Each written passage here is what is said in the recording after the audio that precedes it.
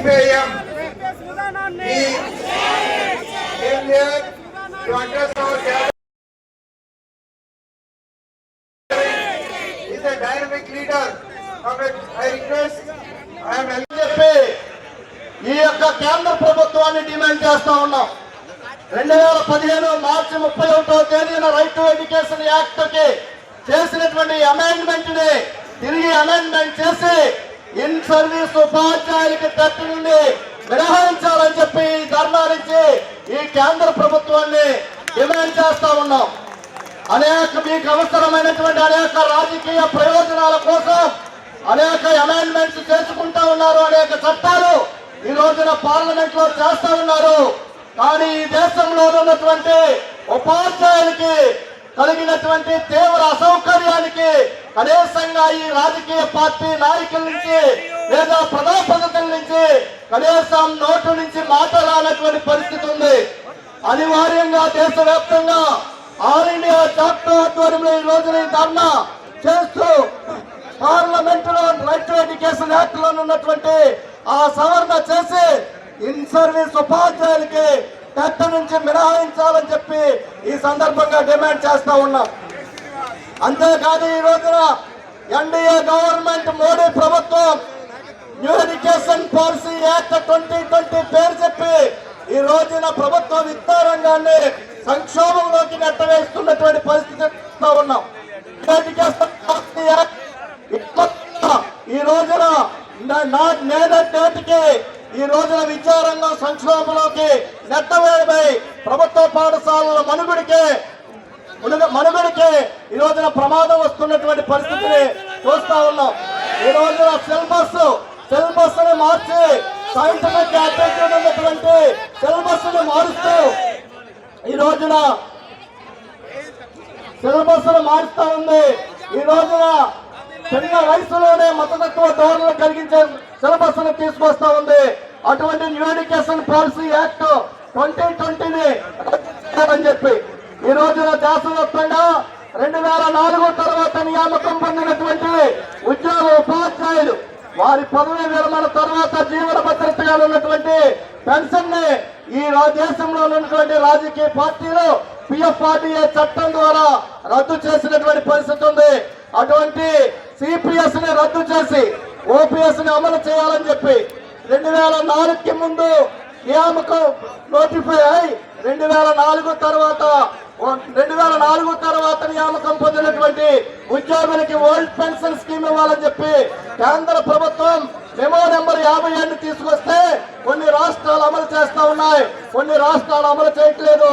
కాబట్టి కేంద్ర ప్రభుత్వం అన్ని రాష్ట్రాలకి మెమో నెంబర్ 57ని అమలు చేయాలని ఒక నిర్దిష్టమైనటువంటి డైరెక్షన్ ని ఇవ్వాలని చెప్పి అదేవిధంగా ఈ రోజున టీచర్ కాన్స్టిట్యున్సీ ఎన్నికల్లో ఈ రోజున సెకండరీ ఎడ్యుకేషన్ పై స్థాయి ఇన్స్టిట్యూషన్ లోనే వారికి మాత్రమే ఓటు హక్కు కల్పించినటువంటి పరిస్థితి ఉంది. ఈ రోజున ప్రాథమిక పాఠశాలలో కూడా PGలు BEDలు చేసినటువంటి ఉపాధ్యాయులు వెల్ క్వాలిఫైడ్ ఉపాధ్యాయులు ఉన్నారు. వారికి ఈ యొక్క పార్లమెంట్ లో చట్ట సవరణ చేసి ఈ యొక్క టీచర్ కాన్స్టిట్యున్సీలకు ఓటు హక్కు కల్పించాలని చెప్పి కూడా ఈ సందర్భంగా తెలియజేస్తా ఉన్నాం.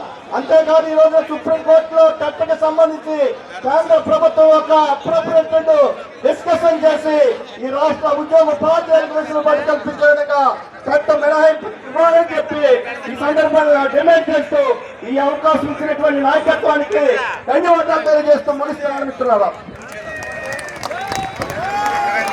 Thank you sir. ఎమ్మెల్సీ గారికి కృతజ్ఞతలు. దయచేసి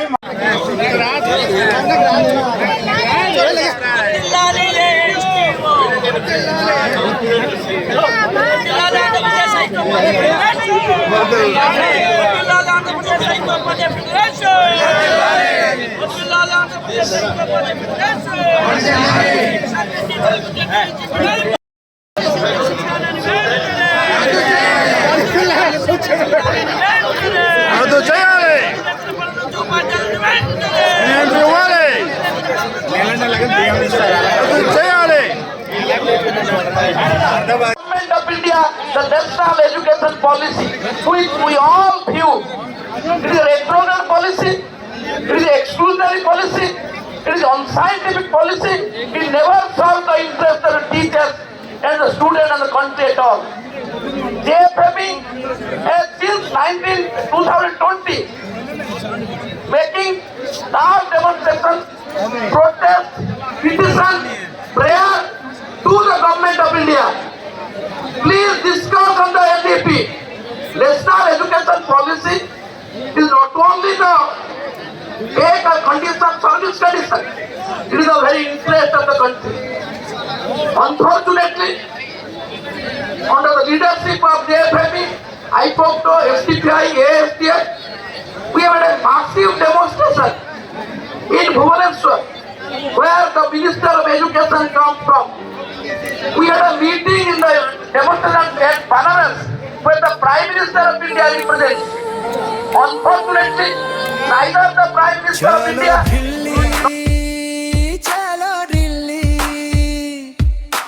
పార్లమెంట్ ముంగిట గళం ఎత్తుదా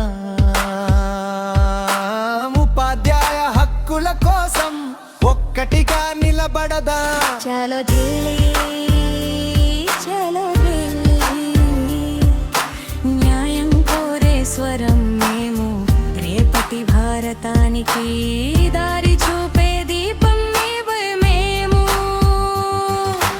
మినహాయింపు ఇవ్వాలి అనుభవాన్ని విలువ ఉండాలి ఎంపీఎస్ రద్దు చేయాలి పెన్షన్ హక్కు మాకు కావాలి నూతన విద్యా విధానం మా మీద భారం అయింది వెనక్కి తీసుకోకపోతే పోరాటమే మార్గమైంది చలో ఢిల్లీ చలో ఢిల్లీ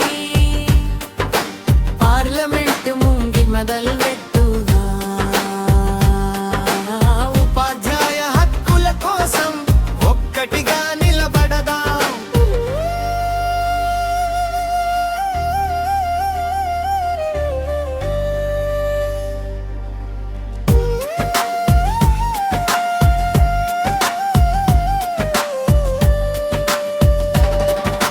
ప్రాథమిక ఉపాధ్యాయుల ఓటు ఎమ్మెల్సీ హక్కు కావాలి మా గొంతు మా చేతిలోనే ప్రజాస్వామ్యం నిలవాలి పాఠశాల మెర్జింగ్ ఆపాలి గ్రామాలకు వెలుగు కావాలి ఆన్లైన్ పనుల బరువు తగ్గాలి బోధనే మా ప్రధాన బాధ్యత నినాద భాగం ఇంజనంతో కలిసి టెట్ మీద